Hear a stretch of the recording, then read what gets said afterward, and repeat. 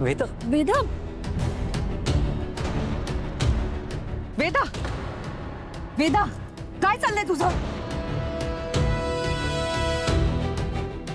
वा वेदा वा, शेवटी तू माझं काम केलंसच. हे वेदा, असं का करतेस तू? काय झालं तुला? वेदा का रडतेस तू?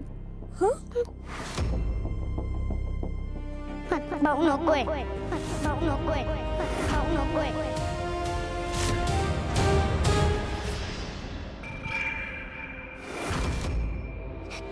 जर तो आला ना तर तू माझ्याशी बोलणार नाही. तू चिडशील माझ्यावर. तू फक्त तेव्हाच जीव लावशील. तू मला लांब करशील. आई, मला तुझ्यापासून लांब नाही जायचं.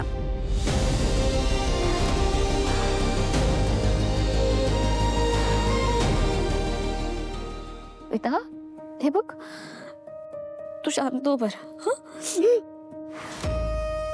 असं काही नाही होणार. वेदा, असं काहीच होणार नाही. मी म्हणाले ना मला लहान भाऊ नकोय. अच्छा ओके ओके, शांत हो, शांत हो, रडू नकोस. तू म्हणतेस ना, अगदी तसंच होईल.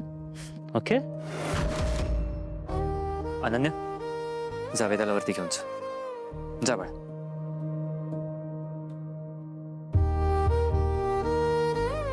मला भाऊ नकोय. हो वेदा प्लीज रडू नकोस. ते पण मला भाऊ नकोय. हो वेदा चला. ते फक्त माझेच आई बाप आहेत. अथर्व, तिचं बोलणं फार मनावर घेऊ नकोस. लहान आहे ती. लहान मुलं वागतात असं कधी कधी. हा मीरा, हे बघ आपण समजावून सांगू तिला. हा तू आता ठरवलंयस ना, मग नको दुसरा विचार करूस. हा आईसाहेब या गोष्टीसाठी एवढं का अडून राहतायत? मीरा, मी काय म्हणते कळतंय ना तुला? आईसाहेब, वेदा किती रडत होती पाहिलत ना तुम्ही? आपलं काहीतरी चुकतंय. अगं मीरा, लहान मुलांना या गोष्टीतलं काय कळतं? हा तू तू ठरवलंयस ना आता. अथर्व, तूच समजावून सांग ना तिला. नका नका विचार बदलू. नाही आई, मीरा बरोबर बोलतीये. आपण फक्त आपल्या मनाचा विचार करतोय आई. आपल्याला वेदाच्या मनाचा सुद्धा विचार करायला हवा. अरे पण मंजिरी, आत्ता हा विषय आपण इथे थांबूयात. हो पण मी पण घराच्या भल्याचाच विचार करते ना. माझ्या शब्दाला काहीच किंमत नाहीये का अथर्व? तसं नाही आईसाहेब, पण वेदाच्या मनात ही गोष्ट कायम राहील. माझं ठरलंय. मी वेदाला कधीच अंतर देणार नाही. आई म्हणून माझं प्रेम फक्त वेदासाठी राहील. मीरा, मला माहितीये तुझं वेदावर खूप प्रेम आहे, पण घरातले असे मोठे निर्णय फक्त एकाच गोष्टीचा विचार करून घ्यायचे नसतात. रामपुरे घराण्याला वारस हवाय. असं असेल तर वेदाच रामपुरे घराण्याची वारस असेल.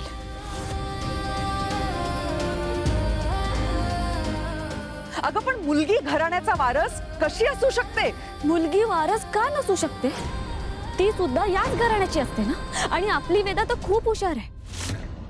तिचं शिक्षण झाल्यानंतर ती रामपुरे घराण्याचा बिझनेस सांभाळू शकते. तिच्या बाबांच्या खांद्याला खांदा लावून ती काम करू शकते. मग कशाला हवाय वेगळा वारस? हे बघ मीरा, सगळ्याच गोष्टींकडे भावनिक होऊन बघता येत नाही. आईसाहेब, तुम्ही सुद्धा भावनिक होऊनच विचार केला होता ना.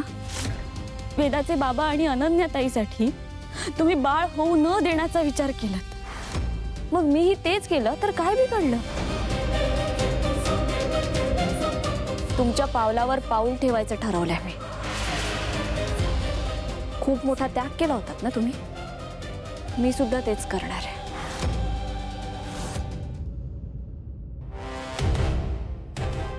आई, बाबा, मला हे पटतंय. खरंय, मलाही ह्यात काहीच चुकीचं वाटत नाहीये. मलाही तिचं म्हणणं पटतंय. अहो पण तरी मीरानेच मंजिरीची शिकार केली, म्हणजे सोन्याहून पिवळं झालं. आई बाबा, आम्ही आलोच. मीरा, चल आपण जाऊन एकदा वेदाशी बोलूयात. हो.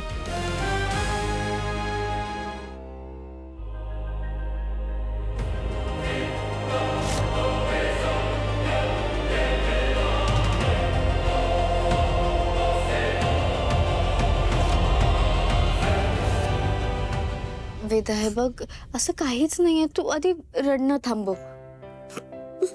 वेदा, हे बघ, आम्ही सगळे तुझ्यावर खूप प्रेम करणार. वेदा,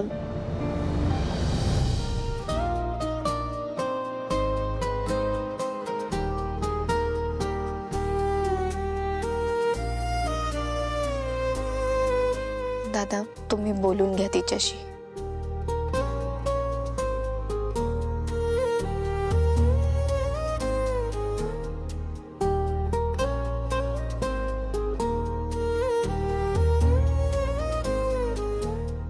वेदा, मी तुला जीव लावणार नाही, मी तुला ओरडेन असं का वाटतं तुला? मला माहितीये, लहान बाळ आल्यावरती असंच होत असतं.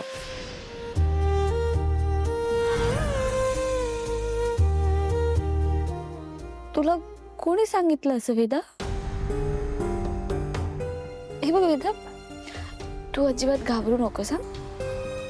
मला सांग, कोणी सांगितलं तुला असं?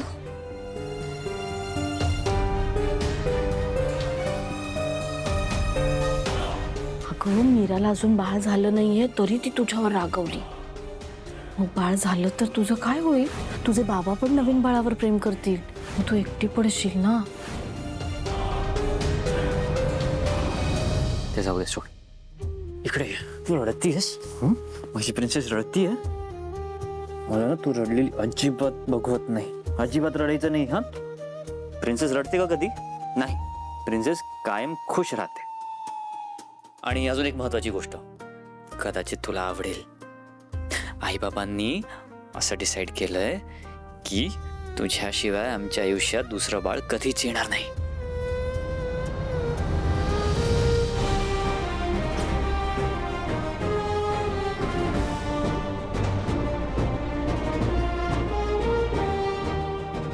हो ना?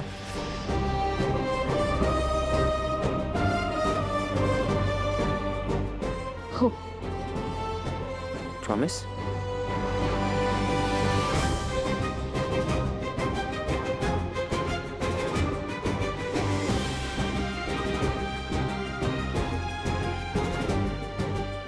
प्रॉमिस. प्रॉमिस? हे काय प्रॉमिस?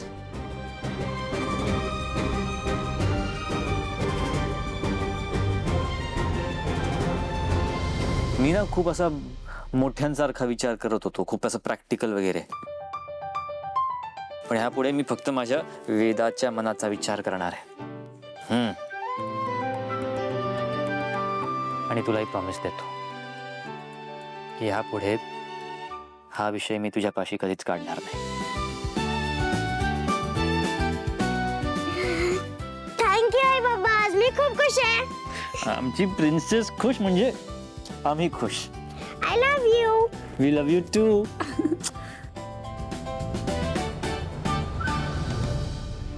दोघांचा निर्णय वेदासाठी चांगलाच आहे.